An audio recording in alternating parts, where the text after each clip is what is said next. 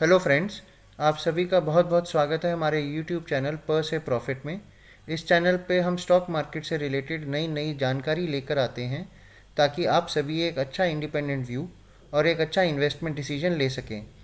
इस चैनल पर दिखाई जाने वाली सभी वीडियोस को आप सब पूरा देखें ताकि हमारे स्टॉक अंडर डिस्कशन की कोई भी जानकारी से आप वंचित न रह जाएं। आज की वीडियो में हम जिस स्टॉक के बारे में बात करेंगे उसने अपने इन्वेस्टर्स को पिछले कुछ समय में बहुत अच्छे रिटर्न्स दिए हैं। जिस सेक्टर से हमारी आज की कंपनी बिलोंग करती है वह सेक्टर क्लियरली अपस्विंग में है। गवर्नमेंट और प्राइवेट सेक्टर की भारी इन्वेस्टमेंट्स के कारण आने वाले समय में भी ये इंडस्ट्री अपस्विंग में ही रहने वाली है। हमारी आज की कंपनी मल्टीपल सेक्टर्स में काम करती है और सबसे अच्छी बात यह है कि ये सभी सेक्टर्स एक पॉजिटिव आउटलुक वाले हैं और फ्यूचर में भी अच्छा पोटेंशियल रखते हैं।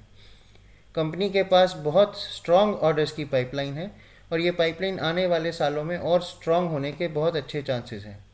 आज की प्रोडक्शन कैपेसिटी के हिसाब से कंपनी के पास लगभग अगले 5 से 6 साल के ऑर्डर्स हैं। शायद इन्हीं सभी कारणों से कंपनी के लगभग 16 से 17% शेयर्स इंस्टीट्यूशनल इन्वेस्टर्स के पास हैं। हम आगे देखेंगे कि कैसे एफआईआईज ने पिछले एक क्वार्टर में अपनी होल्डिंग इस कंपनी में और बढ़ाई है। और सबसे विशेष बात यह है कि ये सब इतना बढ़िया होने के बाद भी ये स्टॉक ज़्यादा डिस्कशन में नहीं आता और शायद इसी वजह से इसमें अभी भी हमारे हिसाब से और अपसाइड पोटेंशियल है। इससे पहले कि हम आज के वीडियो में आगे बढ़ें, आप सबसे रिक्वेस्ट है कि इस वीडियो को ज़्यादा से ज़्यादा लाइक करें, अपने सभी दोस्तों के साथ शेयर करें और हमारे चैनल को ज़्यादा से ज़्यादा सब्सक्राइब करें। साथ ही नीचे दिए गए बेल आइकन को ज़रूर दबाएं ताकि हमारे आने वाले कोई भी अपलोड की जानकारी सबसे पहले आप तक पहुंच सके। तो चलिए आज का अपना डिस्कशन शुरू करते हैं। आज हम जिस कंपनी के बारे में डिस्कस करेंगे उसका नाम है टीटागढ़ रेल सिस्टम्स लिमिटेड।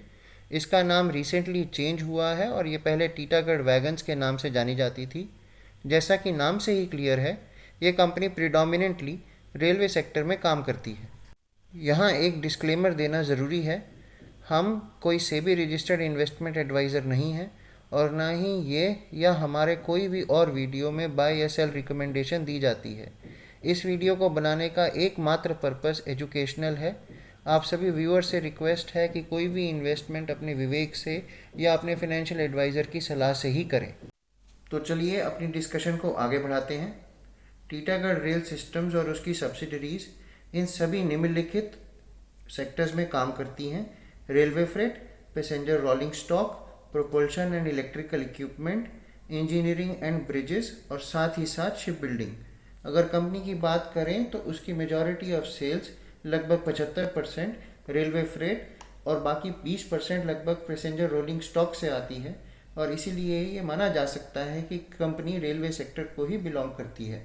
अगर हम इंडिया के रेल सेक्टर की बात करें तो इंडिया का रेल नेटवर्क दुनिया में चौथा सबसे बड़ा है और ये नेटवर्क को बढ़ाने का बहुत महत्वाकांक्षी टारगेट सरकार ने अपने लिए रखा हुआ है। और सिर्फ यही नहीं, नेटवर्क बढ़ाया ही नहीं जा रहा पर साथ ही साथ इसकी मॉडर्नाइजेशन भी बहुत तेज़ी से की जा रही है। अगर हम रेलवेज की बात करें तो पिछले 10 साल में सरकार का बहुत ज़्यादा फोकस रेलवे पे आया है। ये इसी बात से समझ आता है कि साल 2023-24 के यूनियन बजट में सरकार ने रेलवेज़ के लिए $29 बिलियन तक एलोकेट किए हैं। यह संख्या साल 2013-14 के यूनियन बजट में की गई एलोकेशन का लगभग 9 गुना है। रेलवे सेक्टर में इसके साथ साथ पिछले 3 साल में बहुत हेल्दी $1.23 बिलियंस के एफआईआई इन्फ्लोज भी आए हैं। ये सब फंड्स और फोकस के कारण रेलवे आज के समय में बहुत ही अच्छे और हेल्दी रेट से ग्रो हो रहा है। पैसेंजर सेगमेंट साल 2022-23 में लगभग 9% और फ्रेट सेगमेंट साल 2022-23 में लगभग 7% से ग्रो हुआ है। अगर इंडियन रेलवेज के अनुमान माने जाएं तो रेवेन्यू टर्म्स में अगले 5 साल में हम दुनिया की तीसरे नंबर की बड़ी रेलवे होंगे और साथ ही साथ पूरी दुनिया में जनरेटेड रेलवे रेवेन्यूज़ का 10% कंट्रीब्यूट कर रहे होंगे। यह सरकार के द्वारा लिए जाने वाले कुछ इनिशिएटिव्स हैं जिनका डायरेक्ट फ़ायदा कंपनी की टॉप लाइन या बॉटम लाइन को हो सकता है। इनमें से मुख्यतः मिशन रफ्तार रहेगा, जिसके अंदर सरकार ने सभी पैसेंजर और फ्रेट ट्रेन की स्पीड को बढ़ाने का टारगेट लिया है। इस स्पीड को बढ़ाने के लिए जो मॉडर्नाइजेशन करनी पड़ेगी उसका मतलब सीधा सीधा कंपनी के लिए नए ऑर्डर्स हो सकता है।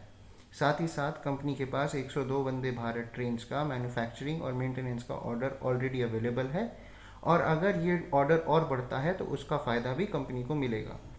सरकार ने 2 डेडिकेटेड फ्रेट कॉरिडोर्स भी अनाउंस किए हैं और इसमें बहुत हेवी मात्रा में इन्वेस्टमेंट रहेगी और इसका फ़ायदा भी कंपनी को मिल सकता है।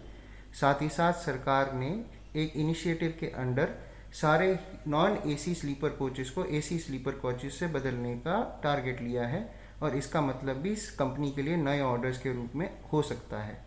रिसेंटली कंक्लूडेड G20 के दौरान साउथ एशिया को मिडल ईस्ट से रेल लिंक के द्वारा जोड़ने का इंडिया, सऊदी अरेबिया, यूएस और ईयू ने एग्रीमेंट साइन किया है और इसका मतलब भी कंपनी के लिए नए ऑर्डर्स हो सकता है। पैसेंजर रोलिंग स्टॉक कुछ साल पहले तक पूरी तरह इंपोर्ट किए जा रहे थे, पर अब सरकार ने मेक इन इंडिया के तहत लोकल मैन्युफैक्चरिंग पे जोर दिया है और इसी का सीधा सीधा फ़ायदा टीटागढ़ रेल सिस्टम जैसी कंपनीज को हुआ है। स्पेशलाइज्ड फील्ड होने की वजह से बहुत कम प्लेयर्स हैं जो इस फील्ड में ऑपरेशनल हों और साथ ही साथ इस इंडस्ट्री के हाईली कैपिटल इंटेंसिव नेचर होने की वजह से इसमें बहुत हाई एंट्री बैरियर्स हैं। इसी कारण से ये फील्ड में कंपटीशन बहुत ज़्यादा बढ़ने के चांसेस कम हैं, जिसका कंपनी की प्रॉफिटेबिलिटी मार्जिन के लिहाज से बहुत बड़ा पॉजिटिव रहेगा। तेज़ी से बढ़ती अर्बनाइजेशन ने multi modal public transport system की रिक्वायरमेंट खड़ी करती है, जिसके कारण मल्टीपल सिटीज़ में मेट्रो रेल के प्रोजेक्ट्स या तो अंडर डेवलपमेंट स्टेज पर हैं या फिर प्लानिंग स्टेज पर हैं। इनका फ़ायदा भी कोच मैन्युफैक्चरिंग कंपनीज को नए ऑर्डर्स के रूप में मिल रहा है और आगे भी मिलता रहेगा। इसके साथ साथ इंडियन रेलवेज के भी बहुत प्रोजेक्ट्स अंडर एग्जीक्यूशन स्टेज पे हैं और जैसे जैसे ये प्रोजेक्ट्स कंप्लीट होंगे रेलवे इक्विपमेंट मैन्युफैक्चरिंग के लिए न्यू ऑर्डर्स इनफ्लो आते रहने की संभावना है। कंपनीज की मैनेजमेंट ने रिसेंटली मीडिया को दिए इंटरव्यू में बताया था कि डोमेस्टिक डिमांड के साथ साथ कंपनी के पास export queries specially African countries से भी लाइनअप शुरू हो गई हैं। तो ये सब एक बात तो क्लियर कर देती है कि जिस सेक्टर में कंपनी काम कर रही है उस सेक्टर में आने वाले समय में ग्रोथ का ज़बरदस्त पोटेंशियल है और इसका फ़ायदा उठाने के लिए कंपनी के पास रिक्वायर्ड कैपेबिलिटीज़ भी इन प्लेस हैं। अब चलिए कंपनी के बारे में कुछ जान लेते हैं। कंपनी की शुरुआत 1997 में कोलकाता से हुई थी। इनके आज के समय में 3 मैन्युफैक्चरिंग प्लांट्स इंडिया और 1 मैन्युफैक्चरिंग फैसिलिटी इटली में है। कंपनी देश की लीडिंग पैसेंजर रोलिंग स्टॉक बनाने वाली यूनिट है और इसके साथ साथ high speed trains, metros, freight wagons वगैरह में भी इनकी डोमिनेंट प्रेजेंस है। कंपनी न्यू ऑर्डर्स को टेंडर रूट से जीतने के लिए सोली या जॉइंट वेंचर्स के थ्रू ऑपरेट करती है। जैसे कि कंपनी का जॉइंट वेंचर BHEL के साथ 80 वंदे भारत ट्रेन्स 25,000 करोड़ की लागत से बना रहा है। कंपनी की 3 सब्सिडरीज भी हैं जो कि मरीन, डिफेंस और ब्रिज बिल्डिंग एरियाज में ऑपरेट करती हैं। किसी भी इंफ्रास्ट्रक्चर रिलेटेड कंपनी के लिए सबसे इम्पॉर्टेंट होता है उसकी project pipeline. Titagarh rail systems की पाइपलाइन पिछले कुछ सालों में बहुत तेज़ी से ग्रो हुई है। एक्सचेंज को दिए गए डिस्क्लोजर्स के हिसाब से कंपनी की ऑर्डर पाइपलाइन 30 जून 2023 को लगभग 28,000 करोड़ की थी। कंपनी के प्रमुख बायर्स में Indian railways, metro corporations, Indian army, Indian navy और मिनिस्ट्री ऑफ डिफेंस हैं। कंपनी ने रिसेंटली गुआना में एक्सपोर्ट भी किया है और आने वाले समय में भी एक्सपोर्ट ऑर्डर्स में स्ट्रॉन्ग ग्रोथ की उम्मीद भी की जा रही है। ग्राफ देख के आपको पता चल जाएगा कि किस तरह कंपनी की पाइपलाइन 2019 में मात्र 2200 करोड़ से बढ़कर 2023 में लगभग 27,890 करोड़ तक ग्रो कर गई है। आइए अब ज़रा एक नज़र कंपनी की शेयर होल्डिंग पर भी डाल लेते हैं। जैसा कि आप सभी देख पा रहे हैं, 30 जून 2023 के डेटा के हिसाब से लगभग 21.7% कंपनी के शेयर्स FIIs या DIIs होल्ड कर रहे हैं। इसके अलावा प्रमोटर्स के पास लगभग 45% शेयर्स और पब्लिक के पास लगभग 33% शेयर्स हैं। स्ट्रॉन्ग इंस्टीट्यूशनल होल्डिंग होना इस बात को दर्शाता है कि प्रोफेशनल फंड मैनेजर्स भी मानते हैं कि कंपनी स्ट्रॉन्ग ग्रोथ पोटेंशियल रखती है। अगर आप शेयर होल्डिंग पैटर्न को ध्यान से देखेंगे तो आप एक और बहुत इंटरेस्टिंग फैक्ट ऑब्जर्व करेंगे। 31 मार्च 2023 से 30 जून 2023 के बीच में FIIs ने अपनी शेयर होल्डिंग 6.07 से बढ़ाकर 12.6 कर ली है और इसी ड्यूरेशन में DIIs ने भी अपनी शेयर होल्डिंग 6.61% से बढ़ाकर 9.10% कर ली है। इस चार्ट में हम देख सकते हैं कैसे कंपनी की रेवेन्यूज़ 2019 में लगभग 1559 करोड़ से बढ़कर 2023 में लगभग 2780 करोड़ तक पहुंच गई हैं। याद रखिएगा, ऑर्डर्स को एक्चुअल रेवेन्यूज़ में कन्वर्ट होने के लिए टीटागढ़ जैसी इंफ्रास्ट्रक्चर कंपनीज को कुछ समय लगता है। ये बेसिकली प्रोजेक्ट डिलीवरी में समय लगने के कारण होता है। 2021 और 22 में सेल्स गिरने का एक प्रमुख कारण कोविड रहा, जिसके कारण न्यू ऑर्डर विंस और पुराने ऑर्डर्स की डिलीवरी में थोड़ा ज़्यादा समय लगा। रेवेन्यूज़ के साथ साथ कंपनी ने प्रॉफिट्स में भी कंसिस्टेंट ग्रोथ दिखाई है। पिछले कुछ सालों से नेट लॉस में रहने के बाद फाइनली 2023 में कंपनी ने 130 करोड़ का नेट प्रॉफिट डिक्लेयर किया है। एफिशिएंसीज ऑफ स्केल्स और स्टेबलाइजेशन ऑफ प्रोसेसेस के चलते ये कहना गलत नहीं होगा कि कंपनी आने वाले समय में भी अच्छा प्रॉफिट अर्न करने की पोजीशन में रहेगी।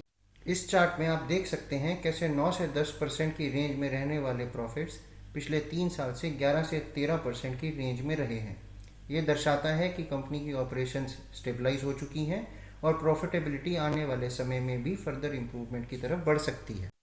टीटागढ़ रेल सिस्टम्स की एनालिसिस करते हुए एक बहुत इंटरेस्टिंग फैक्ट सामने आया जो हमने इस चार्ट में दिखाने की कोशिश की है।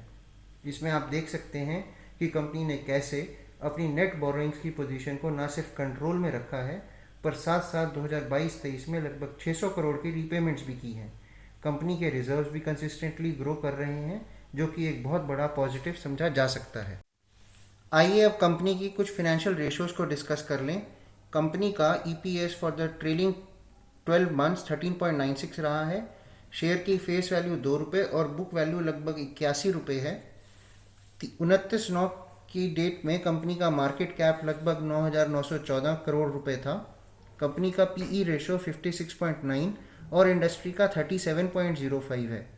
क्योंकि कंपनी अपनी फील्ड की लीडर है, सो बाकी सब पीयर ग्रुप की कंपनीज के कंपैरिजन में प्रीमियम कमांड करती है।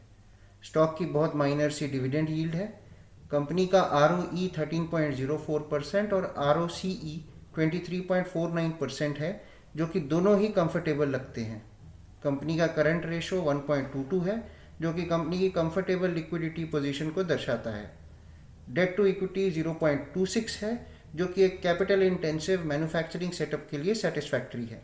कंपनी का 52 वीक हाई 868 रुपीज़ और 52 वीक लो ₹146 रहा है और कंपनी फिलहाल 29 सितंबर के दिन 780 रुपीज़ के लेवल पे ट्रेड कर रही है। अब चलते हैं इन्वेस्टर्स के लिए सबसे महत्वपूर्ण स्लाइड की तरफ, यानी स्टॉक रिटर्न्स वाली स्लाइड की तरफ। जैसा कि आप देख सकते हैं, स्टॉक ने पिछले कुछ समय में ज़बरदस्त रिटर्न्स बना के दिए हैं। 1 साल में लगभग 400% और 5 साल में लगभग 800% रिटर्न देने वाला स्टॉक हमारी असेसमेंट के हिसाब से अभी और अपसाइड पोटेंशियल रखता है। अगर हम न्यूज़ की बात करें तो कंपनी पिछले कुछ समय से पॉजिटिव डेवलपमेंट्स के चलते न्यूज़ में बराबर बनी रही है। यहाँ कुछ न्यूज़ स्निपेट्स हमने दिखाए हैं, जो कि आप वीडियो को पॉज करके आराम से पढ़ सकते हैं। इसमें प्रमुखतः HSBC ने रिसेंटली अपने टारगेट्स अपवर्ड रिवाइज करके स्टॉक के लिए 900 रुपये का टारगेट रखा है। इसके साथ साथ लगभग सभी ब्रोकरेजेस ने स्टॉक पर बाय की रेटिंग ही मेंटेन कर रखी है। इस स्लाइड पे हमने कंपनी का स्वॉट एनालिसिस किया है। सभी लिसनर से रिक्वेस्ट है कि एक बार वीडियो को पॉज करके इसको ध्यान से देख लें। इससे आपको हमारी पुरानी जितनी भी डिस्कशन है उसका एक निष्कर्ष मिल जाएगा। इन सभी तथ्यों के आधार पर हमें लगता है कि ये स्टॉक हमें अपने रडार पर ज़रूर रखना चाहिए और पास्ट की तरह ये स्टॉक अभी भी अपने इन्वेस्टर्स को फ्यूचर में भी अच्छे रिटर्न्स दे सकता है। यहाँ हम अपनी डिस्कशन ख़त्म करते हैं और आप सबसे इस रिक्वेस्ट के साथ विदा लेते हैं कि अगर आपने अभी तक वीडियो को लाइक शेयर नहीं किया है तो अवश्य कर लें और चैनल को सब्सक्राइब अवश्य कर लें। धन्यवाद।